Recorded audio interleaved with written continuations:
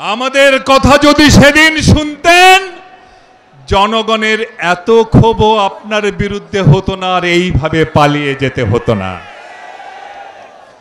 এখন বলে কি সীমান্তের ওপারেই আছি।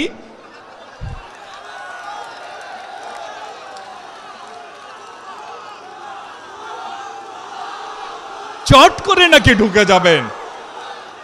আরে আসেন না, আমাদের স্লোগান তো আছেই, আমার ভাই কবরে, খুনি কেন, ভিতরে আসুন, ভিতরে আসুন।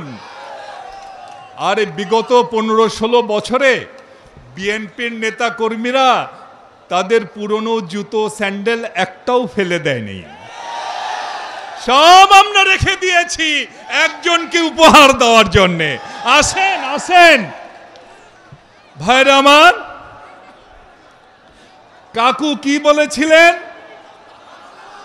কাকু চেনেন তো?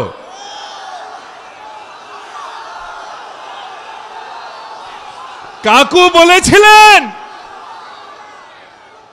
মুজিবের মেয়ে শেখ হাসিনা পালাতে জানে না, বলেছিলেন না? এখন কাকু কোথায়? কাকু তো দুয়ার টুয়ায়া হাইতন না,